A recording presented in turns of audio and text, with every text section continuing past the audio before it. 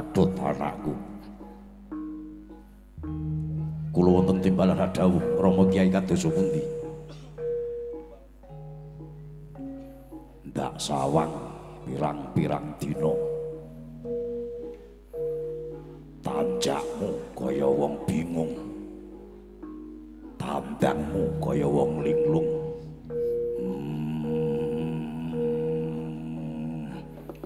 Paran sababe Gatot matur kanthi prasaja. Wah, anakku Gatot Kaca. Nyadong sewu duka Kyai.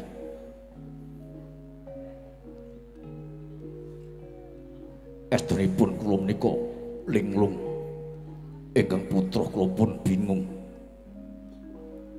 Labet Rama Kyai tuwin sagung para sepuh, sagung para pepunden nedya hamisuda dhateng kula pun Gatot Kaca.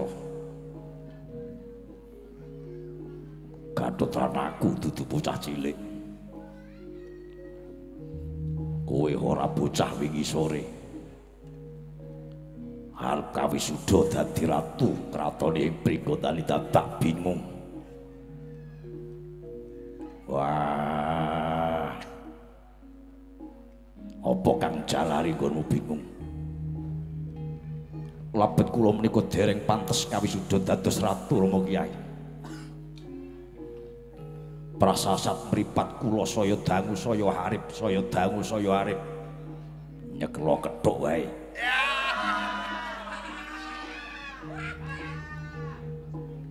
Arep menika tegesipun ngantuk Kyai.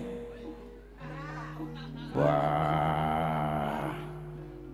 Yen kowe bingung, yen kowe linglung, ana kang saya tambah bingung. Ora ana liya kejaba bapakmu Werkudara. Anak-anak Gatot arep dadekke pengarep, arep dadekke pangarsa, dadak patramu koyo bocah angon. Yen kowe selak ing pakaryan, banjur Pringgondani suwung. Apa kowe tega, apa kowe mentala yen to para kawulamu malah saya nandhang bingung. Yen kawulamu saya nandhang linglung. Rama Kyai ngaturaken kauningan langkung rumuhun Rama Kyai. Kepareng kula badhe matur kunjuk dhateng Paduka Rama Kyai. Matur apa Gatot anakku? Taksih wonten ingkang langkung pantes jumeneng narendra kratoni Pringgondani. Sapa kuwi? Kanjeng Paman Brajadenta Rama Kyai.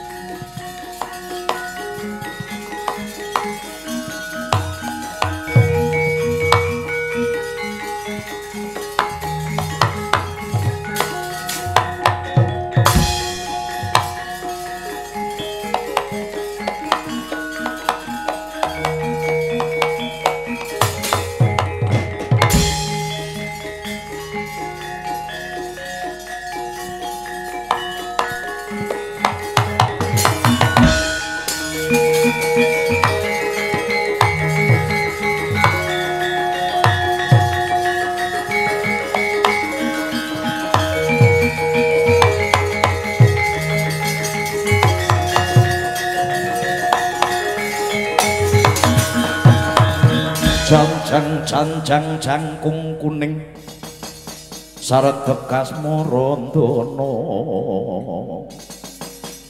bunga-bunga yen binobong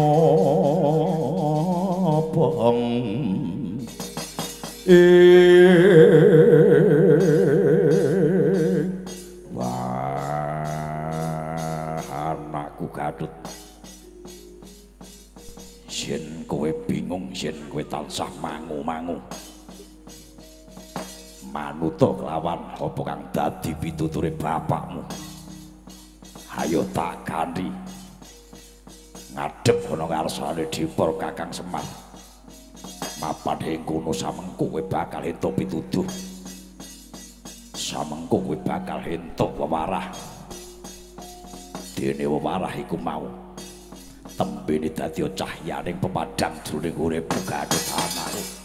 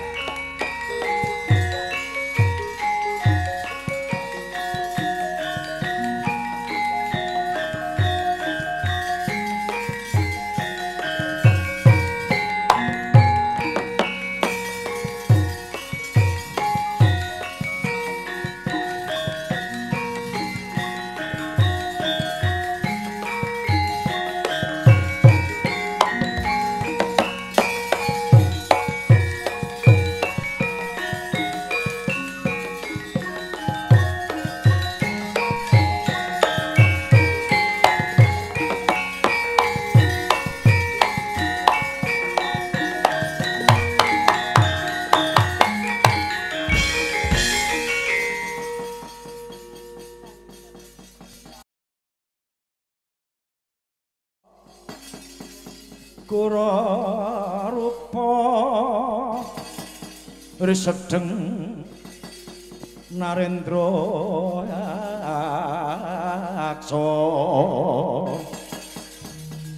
yaksa lelaku kang malya kang gambira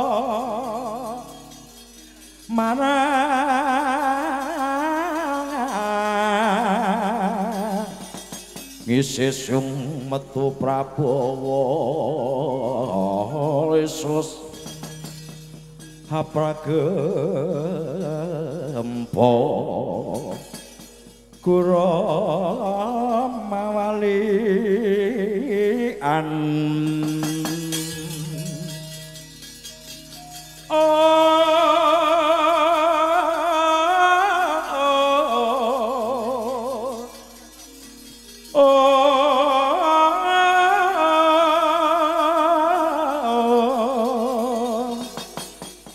Ditya Durbalarsa mrecurnaning awan Iratri Wirodra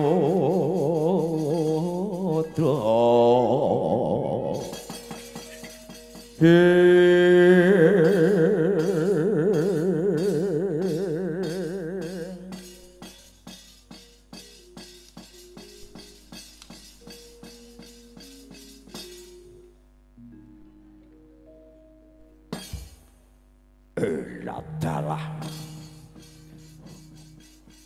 Hong tete Kaluludra Mas Patirojo Dewaku hadiku Brojo Musti kadangipun Kakang Yayi magita-gita sajak mawa gati sak tekamu maradagi matur kelawan pun Kakang Brojo Musti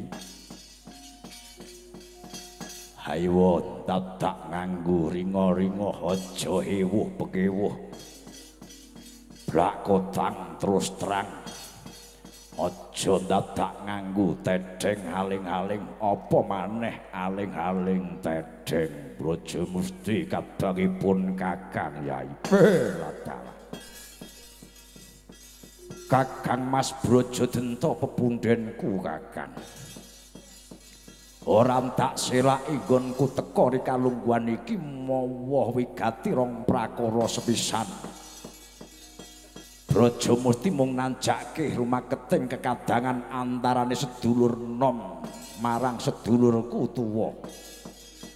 Mula kang saka kuwi sawetara suwe ora ketemu, sawetara suwe ora kepethuk. Bektiku katuruk marang Kakang Brojo Dento sedulurku tuwa Kakang. Ladalah Brojo Musti ya wis tak tampa karya bombong birawane rasaku ora liwat pudya pangestuku tampanana Brojo Musti. Tak pepundi dadya jimat slawas-lawase Kakang.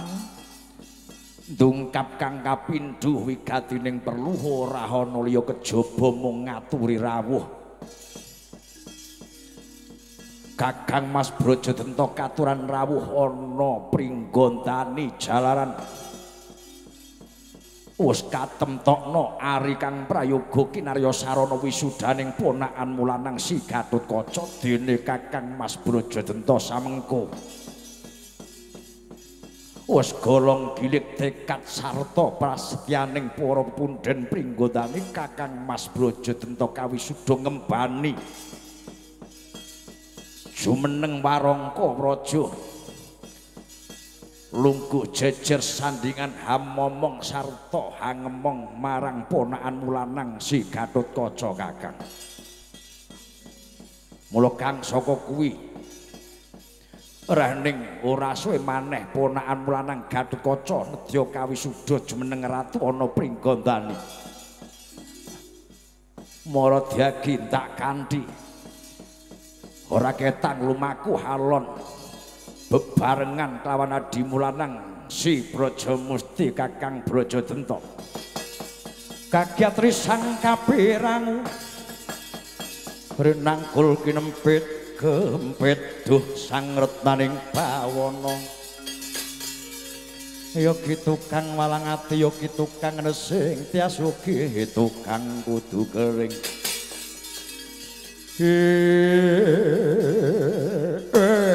ladalah Brajamusti alon ucapmu ririh omongmu neng bareng tak krungu kaya-kaya tinubruk macan galak ning luput sinamber gelap ning tuna ucapmu sing krungu halus nanging gawe pinggeting rasaku Brajamusti ora sudi aku ora bakal sudi kawe suda dadi patih patih iki pakanan apa patih iki pangkat capopo tenimbang dadi patih isih penang dadi ratune isih penak dadi narendrane ngerti apa ora kowe patih mung kanggo gedibal mung ratu patih mung kanggo akal-akalan dening ratu ibarat patih manggon eneng mburi kepenak sing ngarep penak piye sinawang saka kaduan nek dadi pengarep iki pancen penak ning bentoyong luweh-luweh Kakang Brajadenta iku wis sawetara suwe ora teko eneng pringgondani udakara patang sasi nggone tapa brata eneng Glagah Tinunu patang sasi ora nate metu dadi pengarep aja dianggep gampang kepenak sing dadi wong mburi wae Kakang wah ladalah Brajamusti aku iki adipati aku pengarep eneng Glagah Tinunu pengarep yen ngucap sepisan kanggo selawase bebasan mangsilangking tumetes jroning patra seta testan kena binusek meneh ucapku yen iya nek ora ya ora tenimbang aku kawisuda mbani pinangka dadi patih Pringgondani keduwung aku klakon wiwit dina iki balela Brajamusti wah Kakang Brajadenta Kakang Brajadenta eling yo Kakang eling Kakang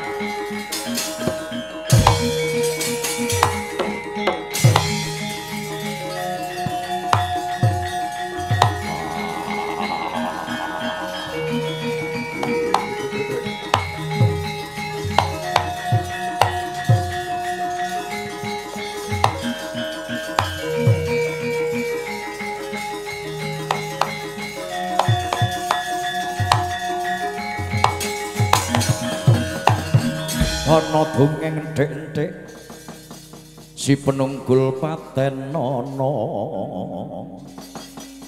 penunggul apa dosane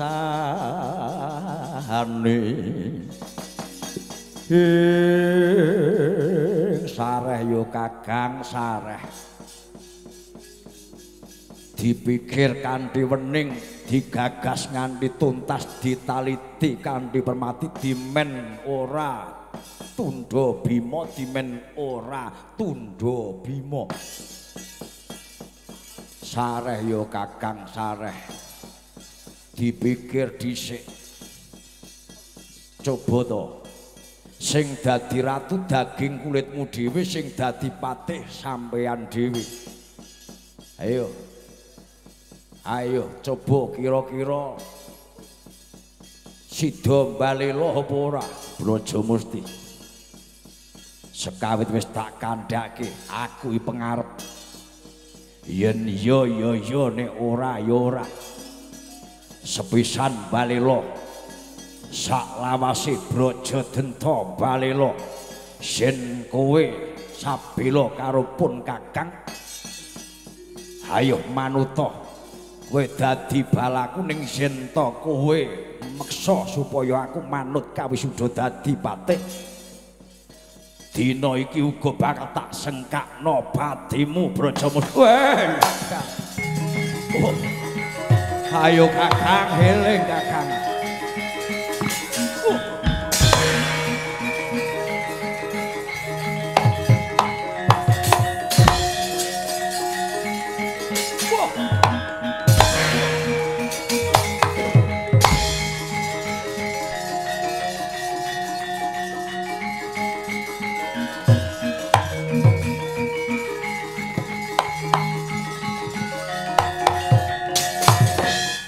Kakang ayo tak kanthi manut karo sing tuwa-tuwa wae Kakang. Ora sudi manut. Ayo Kakang eling yo Kakang, ora sudi Brajamusti. Kepara malah ayo kowe uton karo aku sabela kelawan pun Kakang Brajadenta. Ora Kakang. Utekku isih keneng mikir. Aku isih iso pilah-pilih. Aku iso milah-milah di sing bener di sing luput. Ora usah dadak kokean cangkem.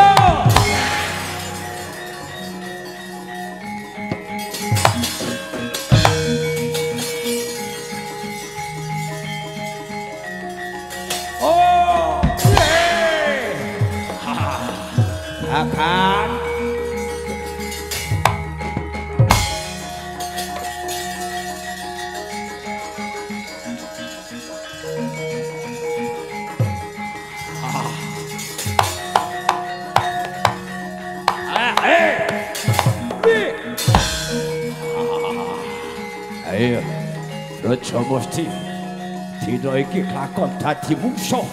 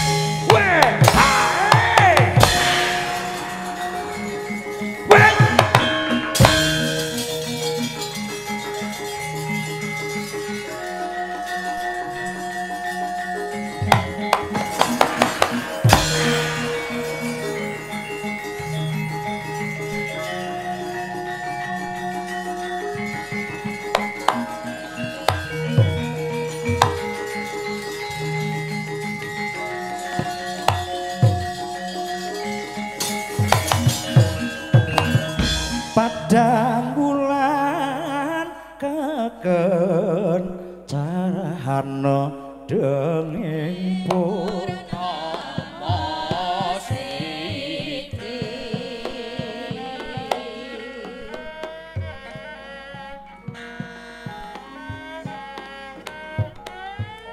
ande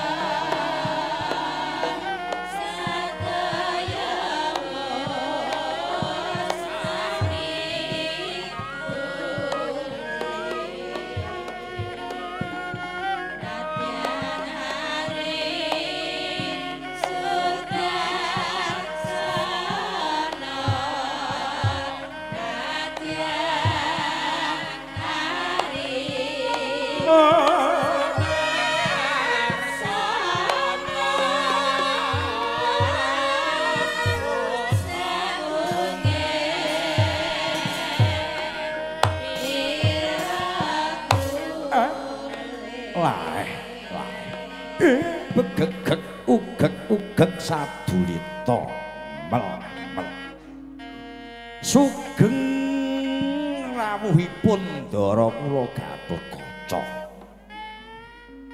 sugeng rawuhipun ndara kula Werkudara den pepundhen kula kekalih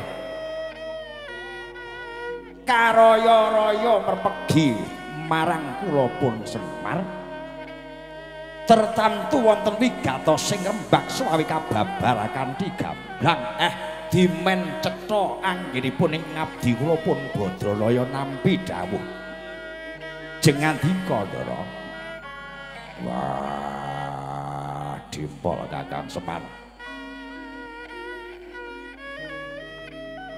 rohani rodina iki nggonku tumeka perpegi lawan dimpol Kakang Semar ana gandeng jenenge marang anakku Gatotkaca dadi obor cayane pepadang madangi petenging Gatotkaca nggone mikir kahanan magepokan lawan adicara kang wis karantam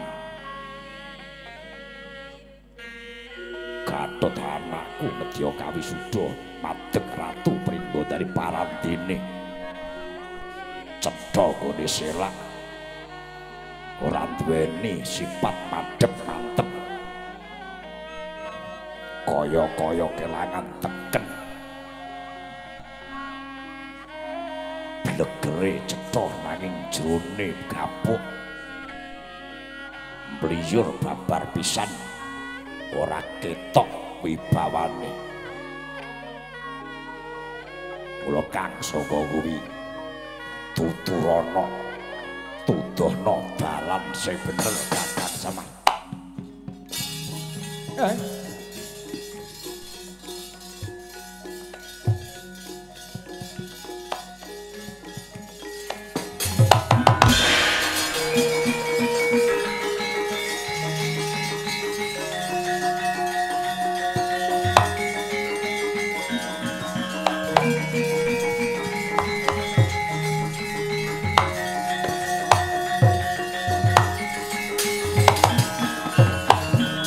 niat langening kalang yen agar pandamuncar tinon lir kegonang surem sorote entan padang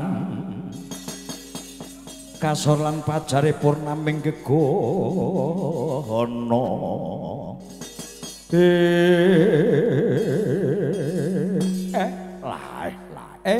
begegek ugek sadulita mel Ndara Ndara Gatot momongan kula den napa leres ndika selak anggenipun badhe kawisuda dados ratu ing Pringgotani Kiyaine Semar iya. Kaya-kaya ora pantes Gatotkaca ngembani Pringgondani madeg dadi pangarsane wong Pringgondani. Napa dasare? Isih ana kang luwih pantes. Sinten niku? Pepundhenku sakloron Kanjeng Paman Brajadenta lan Kanjeng Paman Brajamusti kalebu pepundhen. Mangke rumiyin, mangke rumiyin. Yen ora ngerti takono, yen ora wani kon ngeter. Yen ora weruh nyuwuna titudoi. Nek basa menterenge saiki malu bertanya sesat di jalan, ning yen besar kemaluan susah berjalan.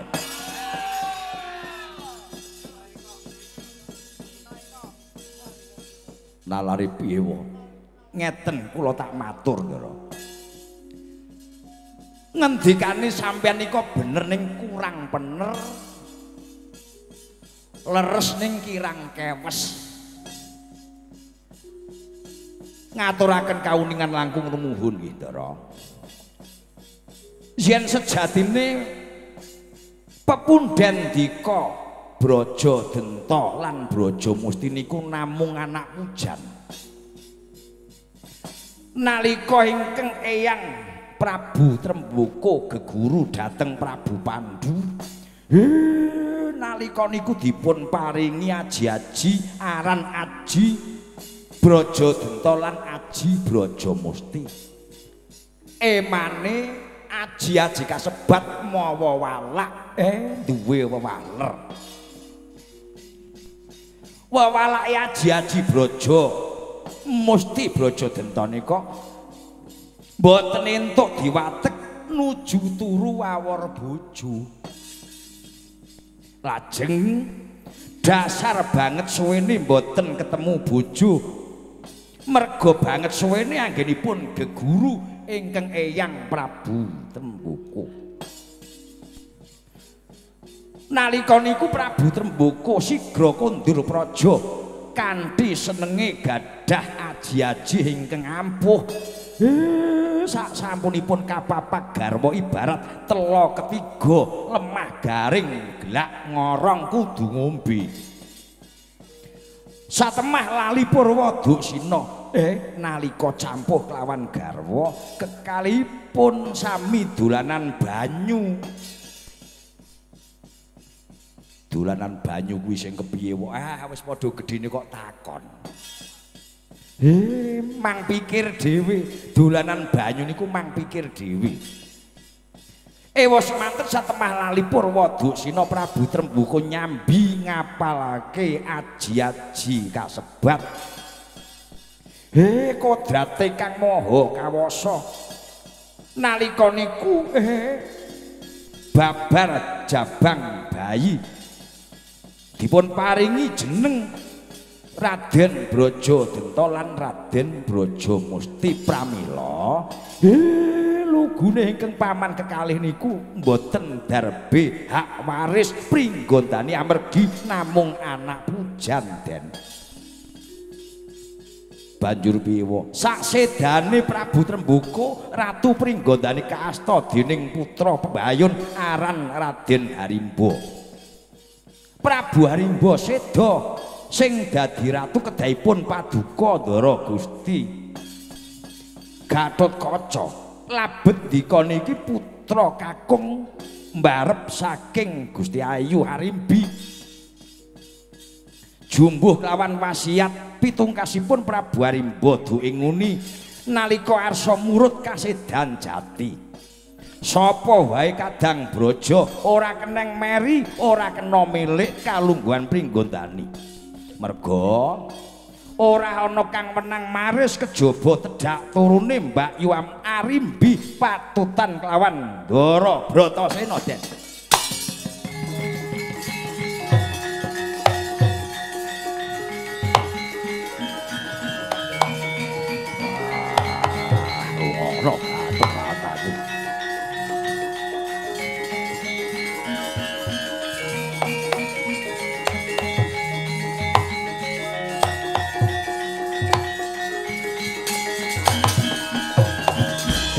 sigra yen pramana kanca sigra ngragit nawang sasangka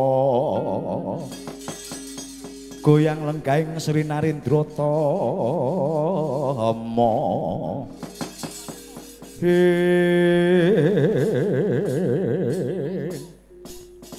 sing gedhe pangapuramu ora teges aku ora percaya kelawan dongeng Kyai Semar ning nyatane paman Brajadenta barang amuk pepundhenku Brajadenta balela cetha ora ikhlas cetha ora lila ngeculke kalungguhan iki wae Ndara Werkudara monggo kula aturi ngendika piyambak wah Gatut anakku lanang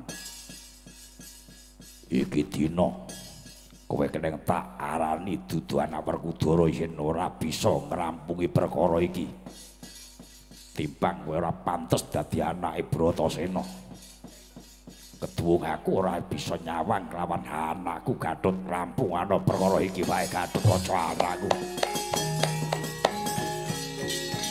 leng-leng indriya mangungkung mangungkung kanduang limang lerlena tanpa kanin